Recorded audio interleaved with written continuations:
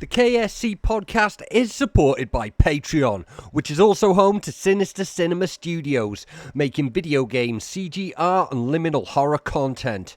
We post regularly, including devlogs, test builds, behind-the-scenes content, and the occasional free PC game, alongside early access episodes of the KSC podcast. If you want to support us and what we do, hit up patreon.com/Kinell Sinister Cinema. Safe.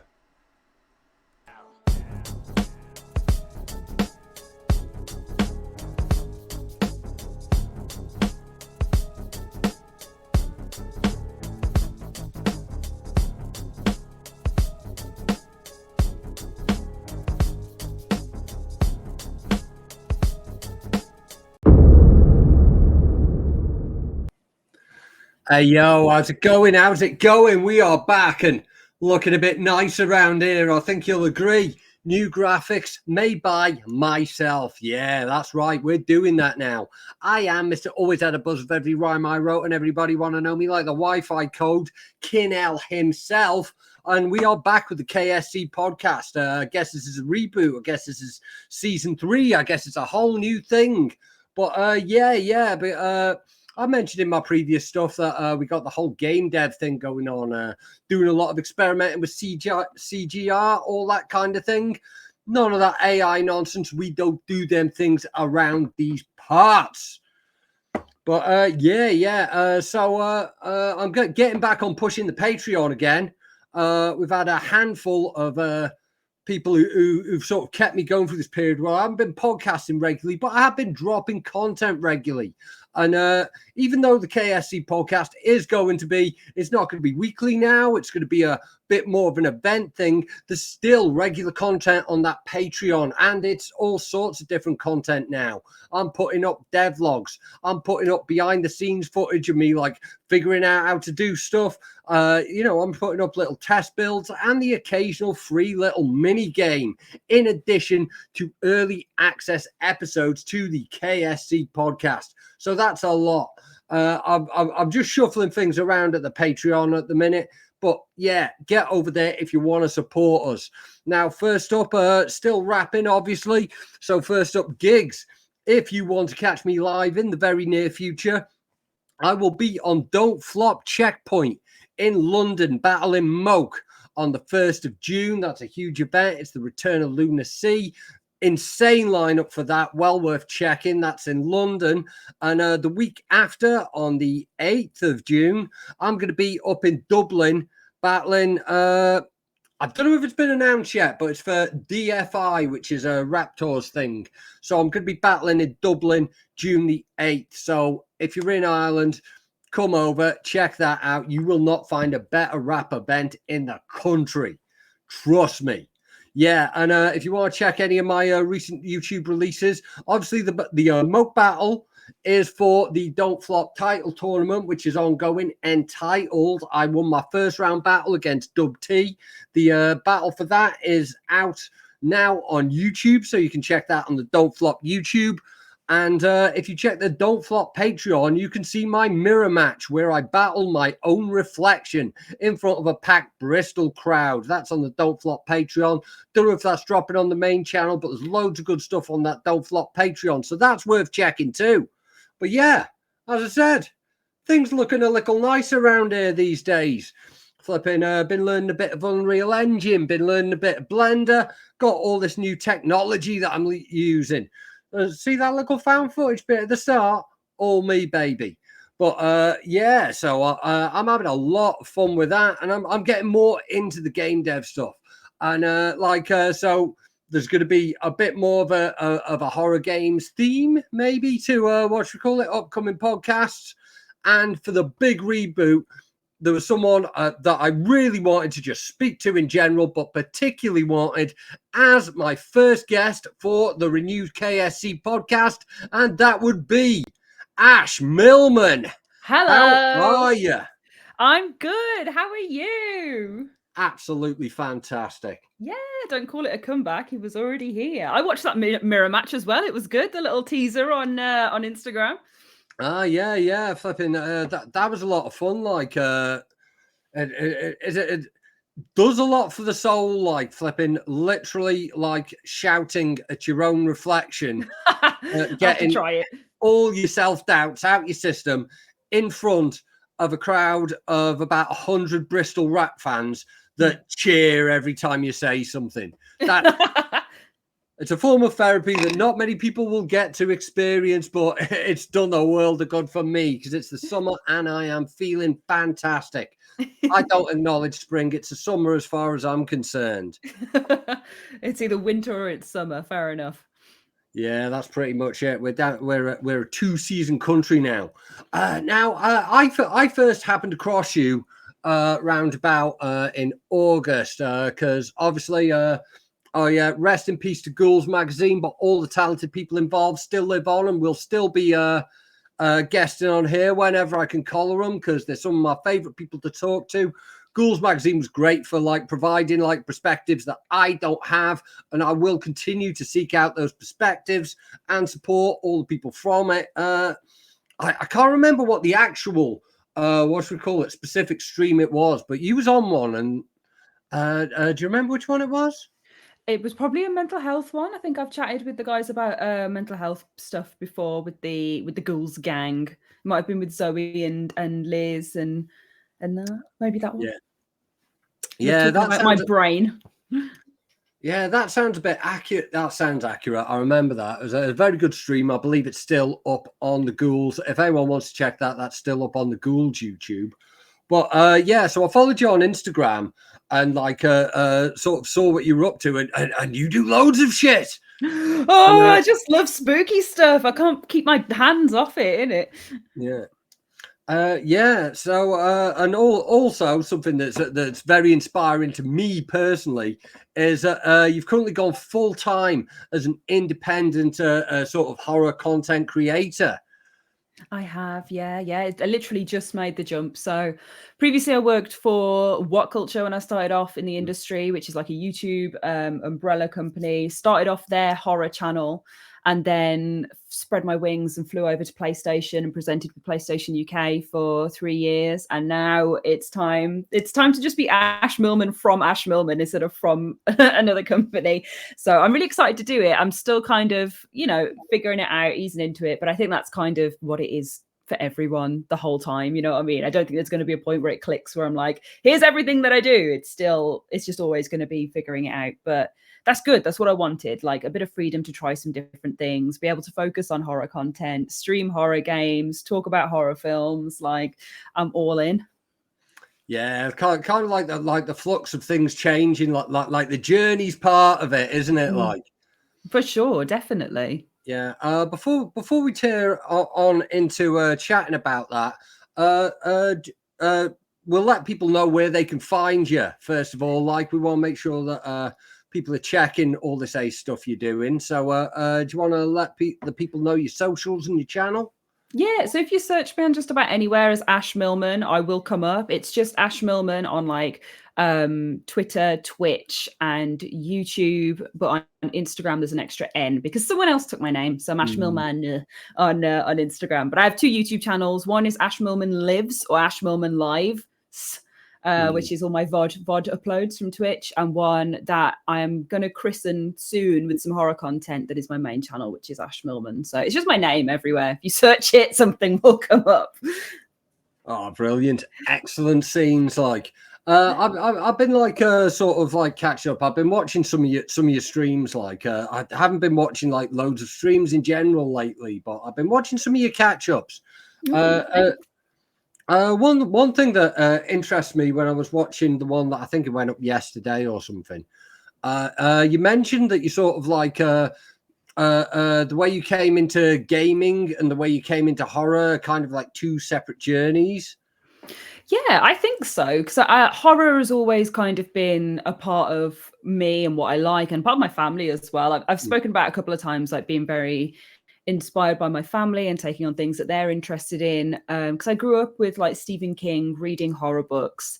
and watching bad horror films on anything that's like a B movie or like a naughties kind of thrown together formulaic blockbuster horror. I absolutely devoured it. But gaming, I was all about fantasy and like swords and taking down plastic skeletons. Like I love a skeleton. That's what bonds me to all of these different genres, I guess.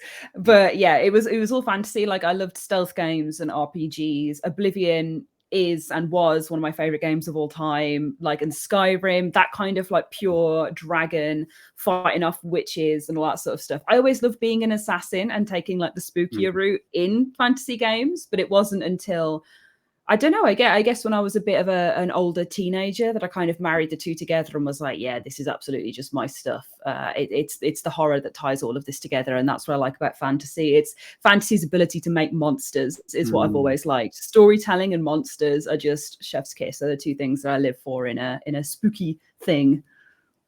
Yeah, so like I suppose like the sort of where it meets is kind of like the whole cosmic horror area, like yeah, that kind of, where the otherworldliness meets the very real world fears.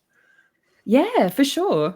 I definitely think so. I think with fantasy as well, like it has that grounding in real life, or like a medieval version of life, or even before then ancient history stuff, and then draws from folk tales to make monsters. And I feel like the thing between them all is like horror is about scaring you with them, whereas fantasy is about overcoming them. And like that is it's a fine line, but both of them do it in different amounts. It's all about like making the right spice levels for each of them. So action and fantasy is like, how can we overcome it? It's a bit scary, whereas horror is like, it's very scary, let's get away from it and overcome it eventually. So I think they are the same thing, just with different measurements. So it's just figuring that out as well. Yeah. So what kind of like generation was it when like things started crossing over for you? What, like, do you mean gaming generation, or what sort of what were the games that were sort of like that really said, oh yeah, this is my ish? Oh man, see, I started PlayStation 2 was like my main console I started on. I did play stuff on PS1, but PS2 was when like I started getting my own games and stuff. And Gauntlet Dark Legacy and Drakan the Ancient Gates were the absolute two that I loved the most, and I still have like replayed them in the years since. But Gauntlet Dark Legacy is like an arcade dungeon crawler where there's this evil wizard called Garm, who's raising up loads of demonic minions, and you've got to go through and like batter all these different types of enemies in different like worlds that get built up. So there's like the plague fields and the nightmare realm, and like you go through, well, there's one where it's literally like the whole body of a decaying beast, and you're going down its throat and through its ribs and stuff. And it's proper PS2 like chunky polygon graphics, and I love that game so much. And it's so simple. It's literally just like hold down a button to shoot your weapon and run through. But that was amazing. And then Drakan Ancient Gates is about a woman riding a dragon and just beating the absolute crap out of horrible frog people. Oh, amazing. Couldn't ask for anything more. Oh, excellent scenes. Like the PS2 era is like the one that really fascinates me, like, because like there was something about what went on with that console, and I think it might be just because it was around for so long and like so many innovations happened like while it was around, like, and for quite some time, like sort of in the indie sphere, we've had like a lot of people like trying to do like PS1 type stuff. Yeah, because I think that's kind of like what should we call it? Like, I think it's like quite easy to sort of emulate that style. But whereas when things start improving with the sort of PS2 era, it's not as easy to say what a PS2 game looks like. But, I think so. But like going back and playing Silent Hill recently, like the graphics on the Silent Hill cutscenes are actually crazy for the time. Like they're actually quite like smooth, and as much as yes, it's a little bit pointy. like monsters and stuff in the main gameplay bit. The cinematics are really good, and on PlayStation 2 they're still really good, like especially if you play like a game with an art style, like even something like Spyro or Crash or whatever, like it's going to last the test of time because it's not emulating like full photorealism, and it's always going to look good. Like Beyond Good and Evil as well just always looks amazing because it's got that sense of style and place and time in this sci-fi kind of universe as well. Yeah, flipping that's it. So it's a Silent Hill. Like you're currently playing through the first one, is it? Yeah, I literally just finished it last night. I did like a jumbo stream of it and got to the end, and I love it. It was so good. I was like, I think it's exactly what I love now. I feel like if I'd have played it when I was younger, I wouldn't have gotten it as much. Whereas now it's like, you know, it's got puzzles, it's creepy, it's quite like got a complex story that you've got to uncover. It's like horror, like early Dark Souls, you know what I mean? And being able to go back and appreciate it now, I've had a great experience. I love it. So that was the first playthrough for you. Yeah, I watched the film first. Is actually my introduction to Silent Hill. Yeah. I flipping I played a lot of these games for the first time like last summer, like because flipping like I'm dyspraxic and flipping I was undiagnosed ADHD at the time, so like but I was like in uni. So it was like one of my mates would be playing it and the rest of us be sitting around watching it, smoking weed. So I've got these weird disconnected memories to your Project Zero, Fatal Frames, and your Silent Hills and all that kind of thing. Yeah, and there's a whole like subplot about drugs in Silent Hill as well. So, you know, maybe it was thematic. Yeah. Yeah, quite possibly. Like, are you going to be playing through the whole series, or? Yeah, that's the plan. I've got Silent Hill 2 next, and then there's 3. There's The Room, there's Downpour, there's all sorts of bits and pieces, and it's basically obviously because Silent Hill 2 remake is coming out, as well as we've just had. Ascension was the TV show, wasn't it? And there's been the Silent Hill, the short message, which was the little mini thing they just shadow dropped and were like, here's a new Silent Hill game. So I've really got onto got the Silent Hill bug from playing the short message, and was like, I just need to play the whole series. I need this. I've needed it for ages. I've wanted to do it for ages. I've been trying to collect the physical media, which is not cheap. So I need to make use of them by playing them on the original actual disc. But yeah, it's been really good. I'm really excited to do Silent Hill 2 because obviously it's so critically revered, and I know the storyline, but I don't know the gameplay for myself. Like I've seen bits of it, but just to do it myself would be really nice. So is this guilt? I don't know. Like I tried streaming a few of them in my brief dalliance for streaming. Like, I got to say the one that was like the one for streaming that was like most of a revelation for me, and like a lot of people by my standards turned up for it, and I was what we call it, Shattered Memories. Yes. Okay, that was that's one of the earlier Silent Hill ones. Is that the? You'll have to tell me. It's the Wii one.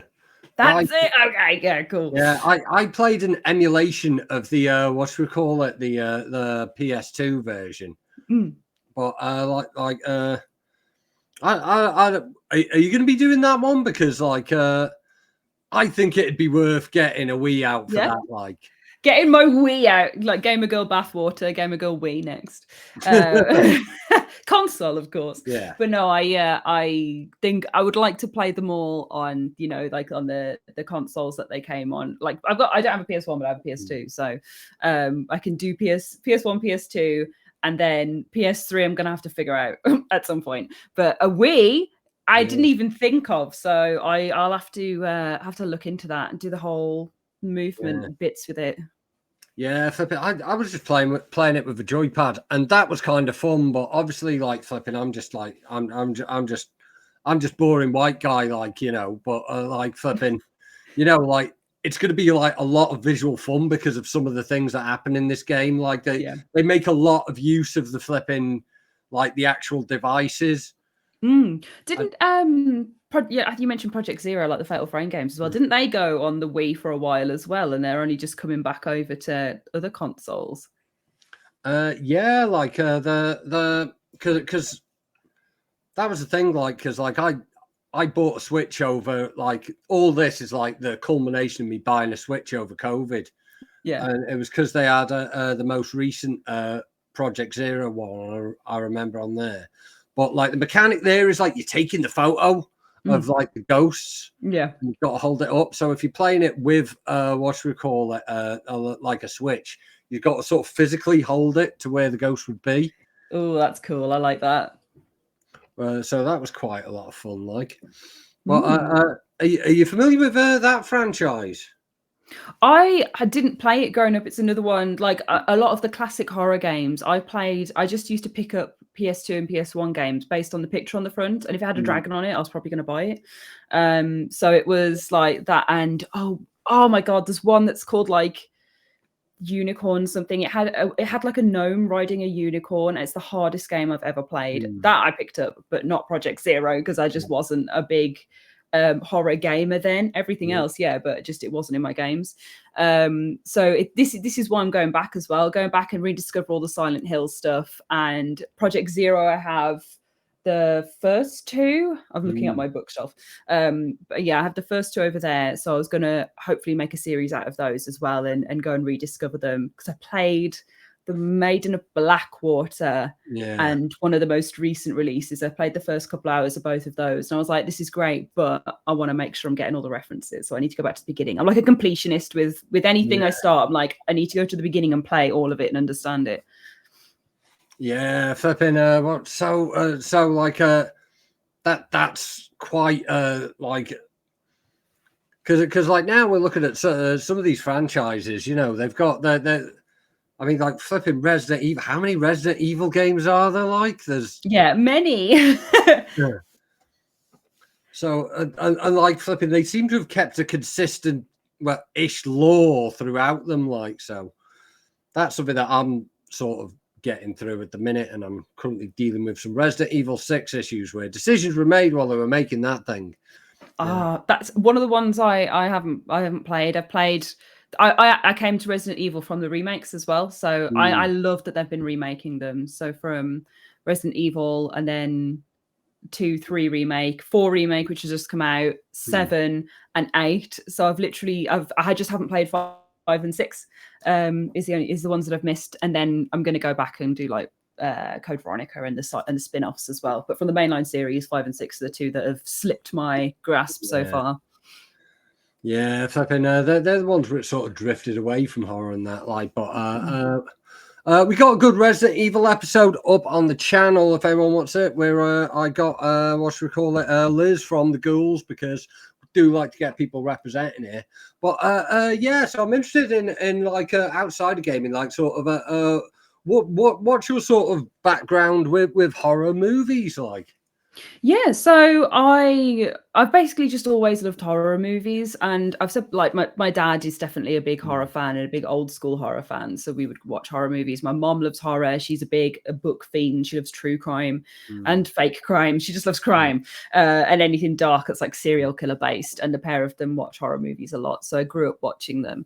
And then I kind of discovered it with film at school, because I always loved English and writing and kind of like drawing analysis and all that sort of thing.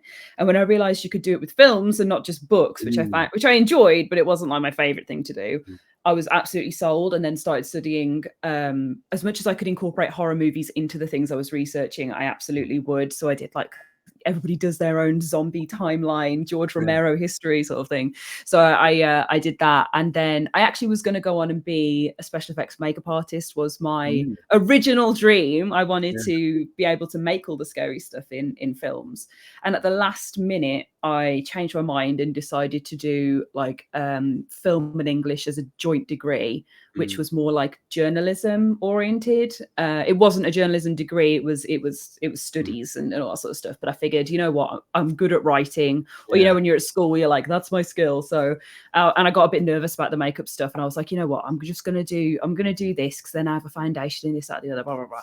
And I loved it. I loved studying film at university. I could incorporate as much horror as I wanted into everything, have really generous reads on things and talk about blood and guts.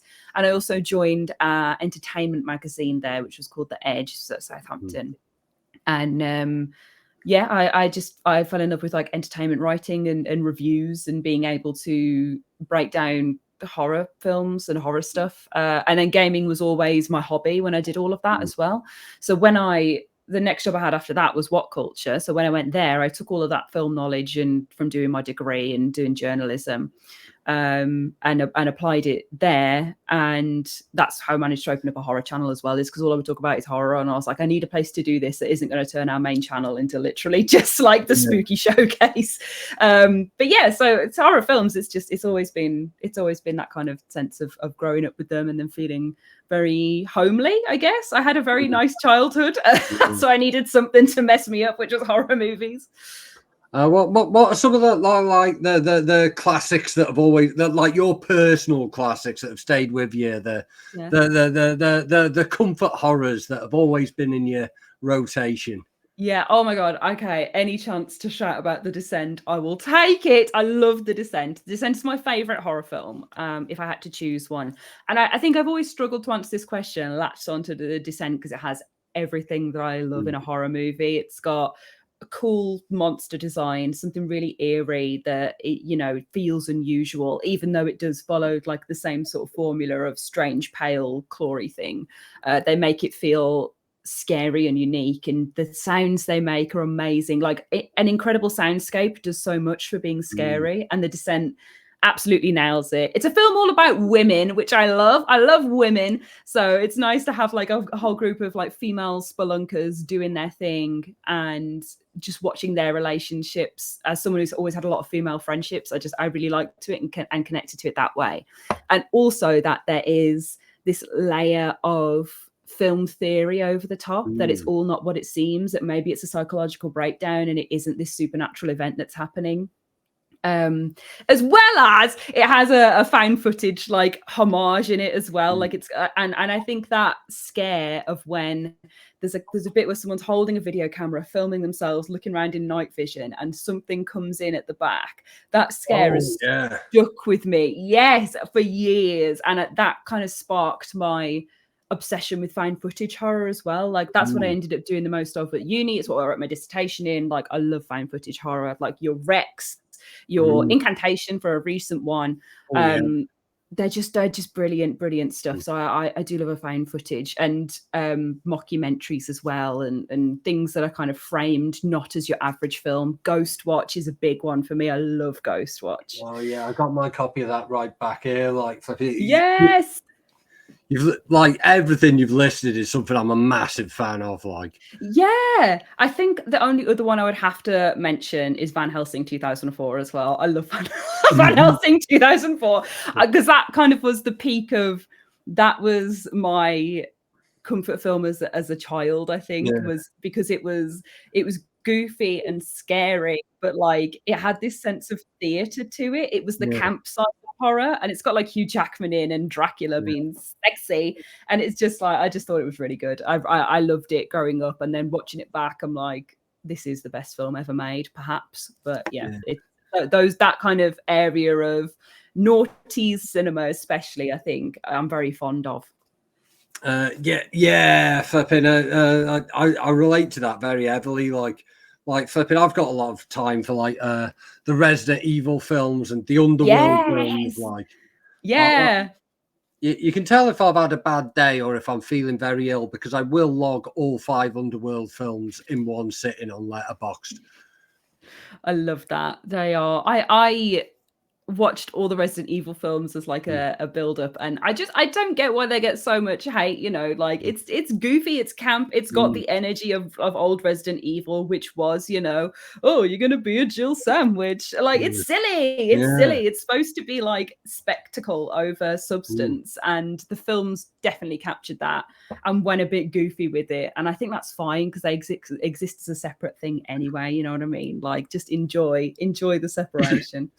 But Final Destination is probably my series that I would go for. I love the Saw series, but out of the noughties mega ones, it would be Final Destination. Yeah, flipping. There's a new one coming out, I believe. Yeah. I think it's. Oh my gosh, I think it's the one where the people pitching for it made, like, it was on a Zoom call because it was post-COVID times, and they made their own version of Final Destination at the end of the call. So when they said, oh, well, okay, thank you for your time, they went to log off, and like the background like lit on fire, like something had lit on fire, and a ceiling fan came down, and that's what got them the pitch. And it's just a cool thing to do. Yeah. Kind of like doing a little host thing, but just for one actual Zoom meeting. Yeah. Host as well. Oh, one of my favorites of recent years, absolutely, because it's just it's modern Ghost Watch. Unfriended as well, massive. That was Unfriended was my one for my dissertation. That was I loved that, and the inception of screen life horror. So yeah, like from Unfriended, Host, even stuff like Missing and Searching, where it's all done in screen. Unfriended 2 as well. Yeah, it's all here. Yeah. And then Dashcam and Spree is another great one for the screen life stuff. Spree I haven't seen yet. I need to check that out. I need to inspect that one. It's the one with Stranger Things man in Joel Keery or Joe Keery, and he is on his phone, like doing like a live TikTok or a live Instagram sort of vibe. He's on an app and he's picking up people and going on like a murder spree, but trying to rack his, you know, likes and stuff up at the same time. So it's very social media is bad, but it works. Joe Keery can sell anything, so. Yeah, flipping. I'm hearing that. Very talented guy. Yeah. So you've kind of sort of mentioned something about this already, but sort of going back to the streaming, like flipping, like striking out on your own, which is like that's just something I will always applaud. Like, to what degree did you sort of think like, okay, I'm going to do this, or did you think like I want my audience, people to sort of come along with this journey of finding what it is, sort of?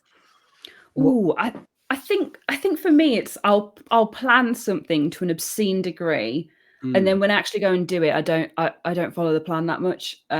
So like when I was planning on leaving, I had all these ideas about how it was going to work and the time I was going to have off and how I was going to apply it to structuring a YouTube channel and Twitch channel and doing this, that, and the other. And it just didn't work that way. So I kind of jumped in at the end of April and was like, I'm just going to do it, because if I don't do it, it's not going to happen. So I'm just kind of not flying by the seat of my pants, because I am doing a lot of work to make it happen, like reposting, making graphics, figuring out different skills, editing. I'm traveling a lot to do different hosting events as well, which are different things that are coming up. One was with Liz from Ghouls as well, got her involved, which was really fun. So it's definitely been a learning curve that people are on a journey with me on, but that wasn't originally how I would have envisioned it, because if I envision it, I do everything perfectly and there's nothing to learn. But the reality of that is different, isn't it? That's something I've been finding out in my own way. Like, plans have been changing very rapidly around here. Yeah, I can imagine with game dev, that's serious business, isn't it? Like learning how to do all of that as well is crazy. Yeah, the move over to Unreal's been that's been because I didn't touch Unreal till last month, like. Yeah. But because I've been doing everything on Unity, and I literally started Unity when they sort of started making some like wild business decisions, and but like I got into Blender as well and doing these like this like mad liminal art, like so and like Unreal was going to be, it was looking more likely to be a better place for that kind of thing. And then like I spoke to someone who's involved on the industry side of things, and she pointed out like you need to do a bit more of this, bit less of this, and here we are, Unreal, with this snazzy graphic that is right behind us as we speak. So I'm having a lot of fun with that. Like, nice. I love that how you've made it. I love the glowing bits and everything. It looks really good. I like the bad takes just above your head as well. Yeah, that's there for a reason. Like, when you like export a clip from like Unreal, like it exports every frame individually.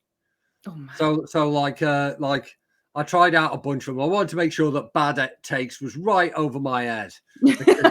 This is where they come from. Like. Yeah. So are you into much of this kind of like liminal horror kind of stuff that's popping at the minute? Yeah, I love the I love the new subgenre. I hate the term elevated horror because you know, horror's been elevated for a long time. There's all different takes on it. I think cerebral horror is probably the better version of it, or you know, just straight up psychological horror is absolutely fine. Like horror's always been on a high level. Just because you're noticing it now doesn't mean that A24 is responsible for it. But I do love A24. Do love psychological, cerebral, elevated, finger quotes, horror, and especially in the gaming sphere as well. I love a walking sim. I'm a big sucker for a walking sim, like being able to kind of jump in, unfold a story, immerse yourself in atmosphere, kind of pick up notes and figure it all out. The PT effect has been a real blessing. Like Madison is definitely one of my most recent favorites that deserves all the love and praise it's getting, especially with the VR release, which is just incredible for something like Madison to then get made into VR and made super duper scary in a whole new medium. Just it deserves its flowers massively. And Visage as well, Visage, another massive favorite that very much feels like what PT could have been if it had a bit more room to grow and be built on. Yeah, you made a little decision for me there, like because I've been getting into Steam Deck life recently. Yeah, got myself a Steam Deck, and like that's currently my favorite little device at the minute.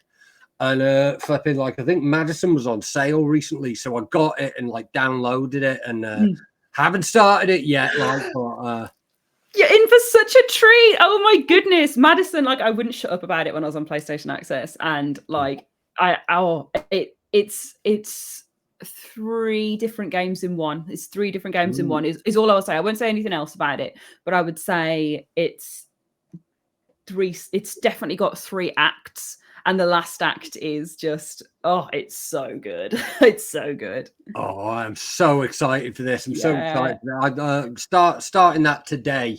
You know, I'm putting it down. Like the other thing I'm playing is like Callisto Protocol, and I'm just on the I'm on the last stage of the last boss. And like I wasn't quite in the head, like I've not got a lot of ammo, and I don't like going back. I like digging myself out of my own grave, and I just haven't been in that final boss head state for a minute. So I need to start something else. So Madison it is. I'm going for that. Little treat. It's not too long either, so it's like a good little break, and then go back to Callisto Protocol to squash some heads and play Final Transmission as well, or Last Transmission, whatever the DLC is called. Yeah, fantastic stuff. I am all over that. Yeah, flipping Madison Visage I've played. I quite like that a lot. Like, yeah, the different stories in it are really solid. I think the little girl one is the strongest one, Lucy's chapter. For actually having like a horrible story to tell, as well as like a good monster. The old woman I think scared me the most, Dolores. But there was the guy in the middle who kind of had like the hospital experience and was super aggressive, and he was the monster of that one. I thought that was really good, but it hit very differently, and I was glad it was included, but it didn't feel as strong as the other 2 to me. I just love creepy women, I guess. So that's what it is. I was like, I think like from a gaming standpoint, it's safe to say like PT has allowed like indie horror games to flourish, really, hasn't it? You know what? I disagree, because I think indie horror game has always been there and been a backbone. Like, I think indie horror as a concept across mediums has always kind of been there as the elevator to more horror. Like it's always something that's been kind of underground, underappreciated, and so indie has always been the backbone that's kept it alive, because otherwise people don't put money into horror unless they see proof of concept that it's going to earn it back, which is why we get so many blockbuster horrors, because and then they have sequels. It's because they just want the money of people going to the cinema to scare themselves and not take it seriously, whereas then you get indie filmmakers or independent artists coming together and actually making the stuff that they really care about behind the scenes as well. And that's not to say that a blockbuster film can't be both, but it is the way of the industry. And I think in gaming especially, like I think of something like Alone in the Dark, which was 1993, I think, and the argument they had to have with the production company to make it in the first place, and like the tiny team they had on it. And you know, it's those people and that indie mindset and sensibility that makes horror happen. I think I definitely could see your argument that PT brought more light to it, but I think as a Kojima game, it wouldn't feel super small to me just because of that. But indie game makers being able to capitalize on it for walking sims, absolutely. Yeah, I thought, flipping, you're definitely right there. I think I might have phrased it wrong. Like, I think what I kind of should have said was that it definitely seems to have inspired a big generation of like new game devs. 100%, yeah. Not to give you my lecture, I was like, "Excuse me," but I gotta know these things. Like, I got to know these things. This is why I bring in experts. I totally get what you mean about the inspiration. Like PT started off a whole subgenre of gaming with the walking sim is the PT sim for sure, especially in horror. Like it really did build on that. But PT was like 2014, I think. Yeah.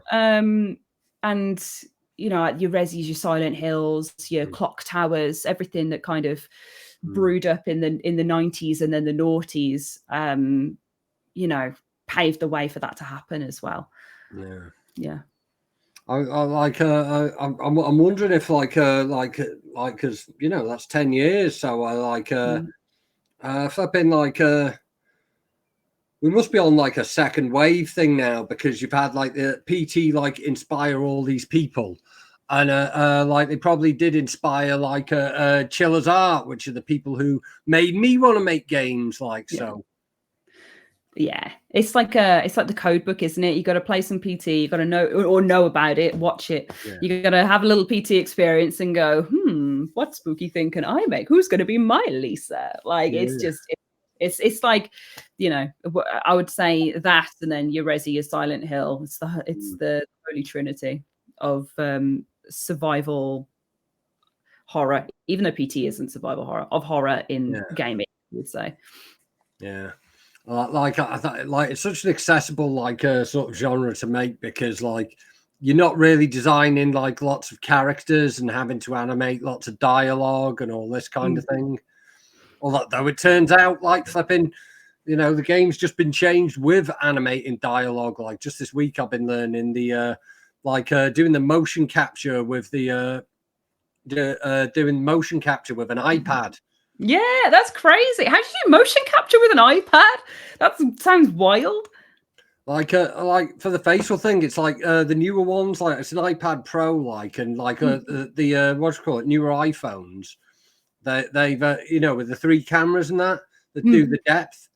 Like what do you call it, with the metahumans in Unreal, you can you can like calibrate an animation rig with an iPhone.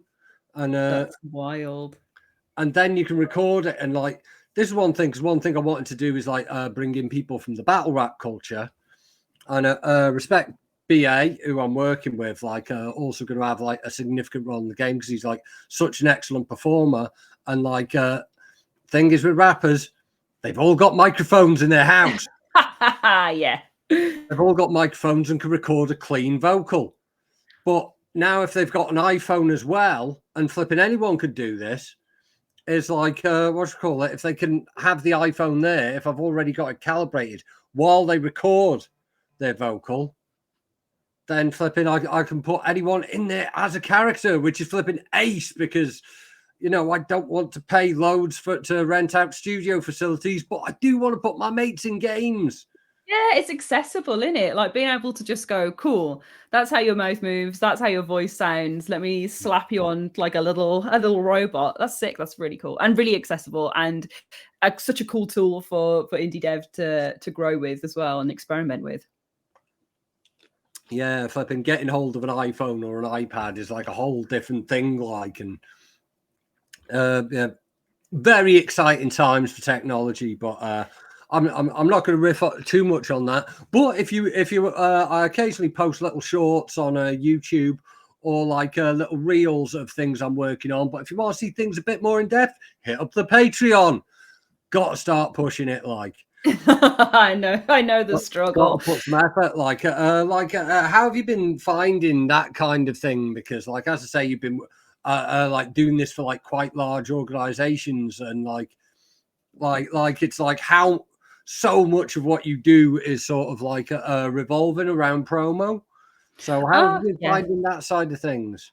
I guess I have an amazing community. I feel like anyone who streams is going to say that, but I really do. Like I really do that they have like followed me from project to project, and that I've got such a supportive, wonderful set of humans like in my streams helping me out and then supporting me with Patreon and other bits and stuff. Like I wouldn't be able to do it if that wasn't already established and those people weren't interested. But yeah, I massively appreciate the community that's been built up and how that works. And like as a result, I'm really trying not to take any job. I'm trying, like I am not. My baseline is I'm not going to take anything that compromises my integrity as a creator, and I don't believe in it. So if it's not something I would use or that I like or that ties into horror as something that I would want to look at, I'm just not going to do anything with it.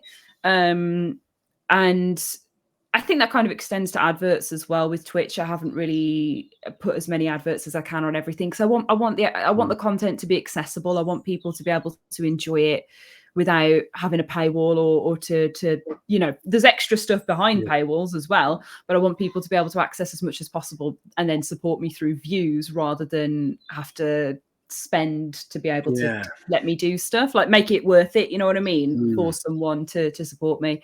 But yeah, it's been very, it's not been easy to pick up everything and make it work, but it has been very easy to work with such an incredible community of supportive people that love horror, that are, you know, asking me questions, coming and watching stuff, lurking, love a lurker, that you can absolutely hang out and you don't have to say anything. It helps. Clicking links, like it's just stuff like that, and people who care and put a little bit in, and it's really nice. It's really nice. So, and I think that's made me feel a lot more confident in myself as well, because I've always had a bit of a funny brain. I've always felt very self-conscious. I've always struggled a lot with believing in myself to do things. I can do it, but it takes me a lot of building up. And this is probably the most confident and secure I've felt in myself in a long, long time. And that's definitely due to people actively being just so kind and lovely and just saying like, oh, hey, Ash, I like your stuff, or this is going well, or Ash, I like your stuff, but how about we look at this? And it's like a helpful bit of feedback or something like that, instead of it just being rude. Like people want to grow that community for themselves and interact with me in that way. It's just been really lovely. That's great to hear. Like, that's something where technology's like sort of come on, has been able to like sort of deal with like all the stuff, like because you got to have your clips and you got to have all this sort of stuff, like flipping. Like when I started doing this project, this like podcast, like flipping, like doing a clip for socials was like flipping, like that was like flipping a couple of hours mucking about with a flipping video editor. Now it's like flipping, like I'm just going to chuck this in the podcast editor later, flipping highlight a section of text and it's going to give me a clip. It's wild. It's I think figuring out how to do things is definitely the biggest part of it at the moment, and then finding the tools that make it easier. I've got like a little bit of knowledge about a lot of things, but I describe it like a skill tree in it. Like I've got I've got my big skill tree and I'm unlocking branches, but now I need to put some points into building them out and getting to the actual high level stuff at the end. Yeah, flipping. Just on a nerd thing, like what sort of tech are you using? Like what programs are you using? Like Streamlabs or?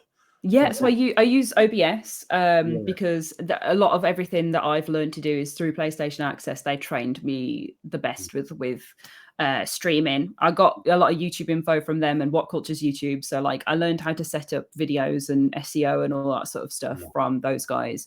But as for tech, it's OBS, which is free, and you just do all your plugins. And then I use Streamlabs and hold on, I've got it here. Streamlabs and Stream Elements to do alerts and chat bots and all that sort of thing. Discord, I use a Me6 bot, which I've named Auto Ghosty after my cat. So she looks after Discord. And then to edit, I do use the expensive option of Adobe Premiere Pro. But that's just because it's what I learned to edit on, and I am self-taught from work, and I don't know how to use anything else besides Windows Movie Maker, and it doesn't have all the tools that I need to be able to put stuff together properly. So I do shell out for Premiere Pro at the moment, which is not a good financial decision, but it is a good one for content, and we are content first here. Like flipping, what's we call it? Like if you teach me 3 keyboard shortcuts on a program, then flipping, that's all I'll use for the rest of my life. Like. Yeah.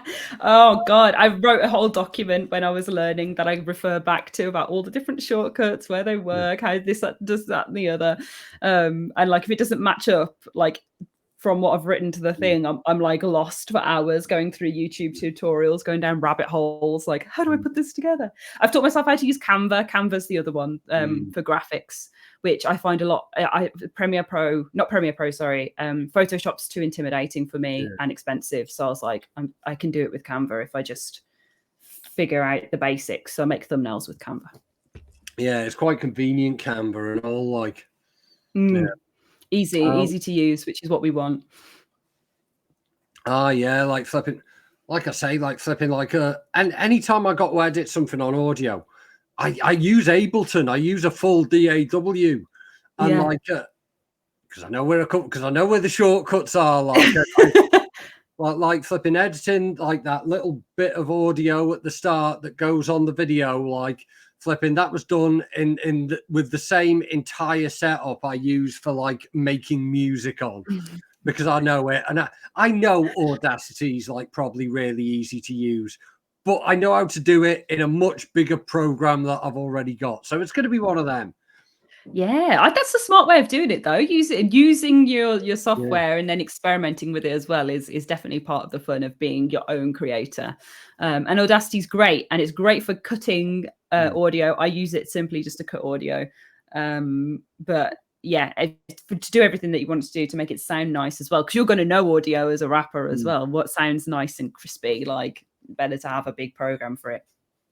Yeah, that's like something that I know, because like with the kind of game I'm working on, which I told you is along this sort of PT sort of Layers of Fear line, like at the minute, with some other influences, but like it is all about the sound design with those games, isn't it? Like it is. Yeah, and what's we call it? We're coming up to about the hour mark, but one thing you mentioned you got a cat. We need to know about the cat. Oh, my cat just died. It's okay. She passed away the other week, and she was nearly 20. She was 19. She's the love of my life. I love her so much, and I miss her massively. But because she's like my family cat, so she's with my parents, which is where I'm at the moment to save some money whilst content creating.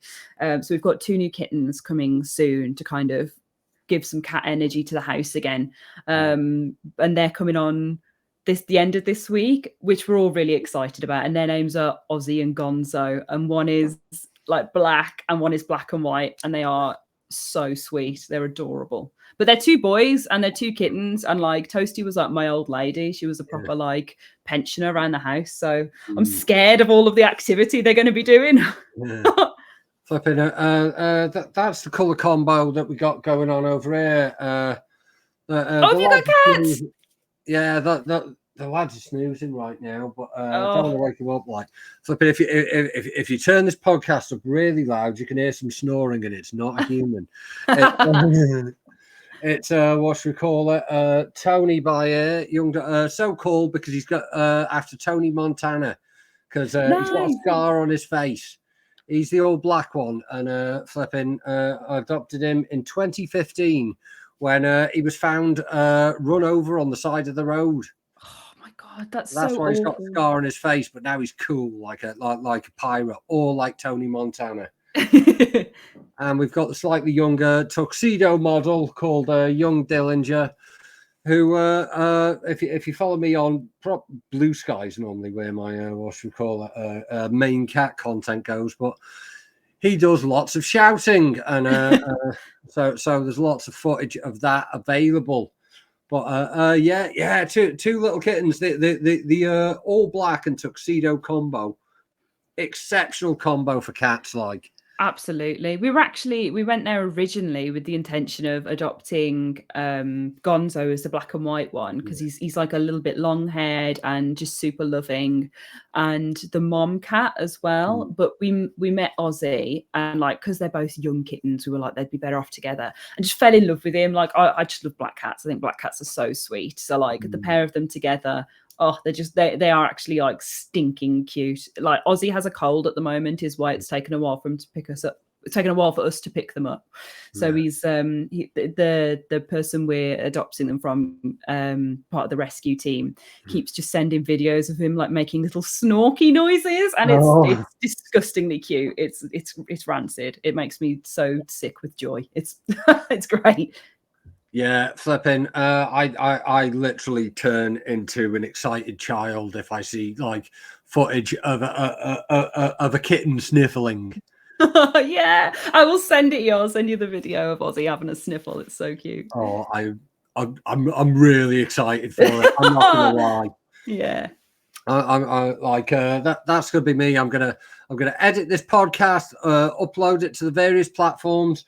Then I'm going to sit down with my Steam Deck. I'm going to start playing Madison. And like when it gets too scary, I'm just going to have a look at a little sniffling kitten.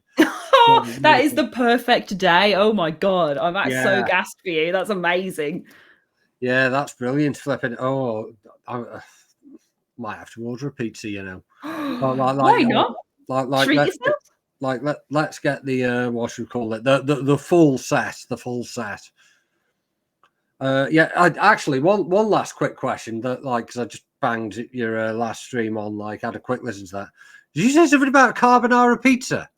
Oh my God, they sell it at Domino's. It's like I haven't ordered it because I'm not a sicko, but I was looking at Domino's the other week. I treated myself to a pizza, and it was like, it's like cheese sauce, and then they put like the ham and the bacon on top, but they call it the carbonara pizza, and they have another one that's another like pasta dish.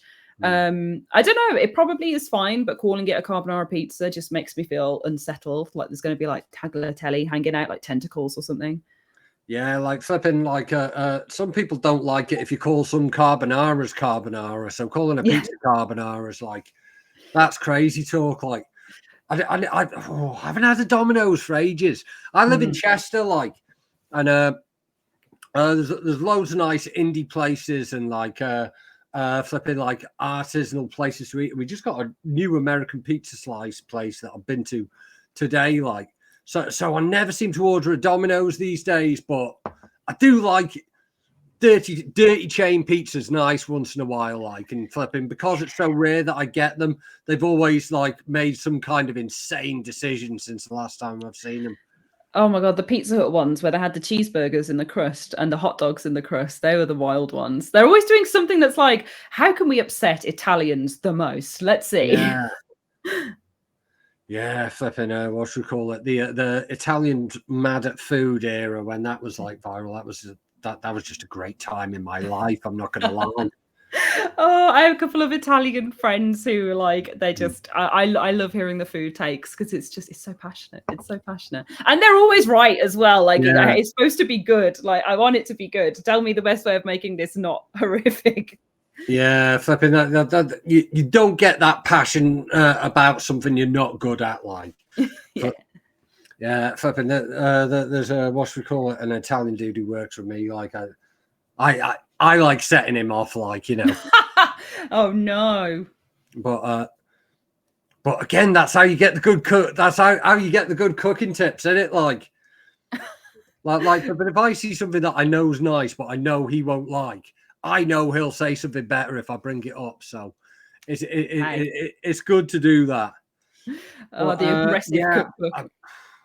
I am absolutely starving now. I'm not going to lie. Pizza But time. we've hit the hour mark, so I'm going to wrap it up there. So once again, flipping is Ash Millman on absolutely everything. Yeah.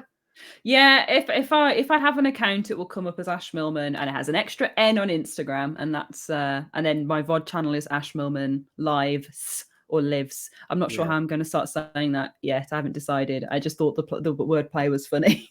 Yeah. That's the one I've been watching. So I think you must have another YouTube channel that I'm not on. So I'll check that out. I haven't posted anything on it yet. It's where I'm going to do like essays and breakdowns and stuff eventually, and more horror stuff that isn't just playing games. So it's going to get there. That's part of my plan, but I'm getting there piece by piece. Yeah, and I'm looking forward to following the journey, and flipping the time will come when I will be pestering you to play my test builds. Yeah, I'm excited. I'm excited to see your game grow as well. It's going to be really fun. Yeah, flipping it's going to be interesting. Like, you can follow the sort of progress on that on Patreon. Like I say, we're very influenced by PT. We're very influenced by these kind of things, but that's just the starting point. I brought in Respect BA because we're trying to bring in what we call it, that kind of influence that other people don't necessarily have. A lot of it's inspired by my coma, and obviously we're rappers, we're battle rappers, and we have an understanding of like how to perform to deliver punchlines and control an audience's emotions, and we could bring a kind of storytelling to that I don't think people have come from the same angle. So we're looking at bringing to people something that's just a bit different, that's a bit us. So yeah, hit up the Patreon if you want to follow that. But yeah, Ash Millman, this has been an absolute pleasure. You are brilliant. Follow Ash on everything. This has been Kinell Sinister Cinema. Safe. And where's the stop record button? Boom.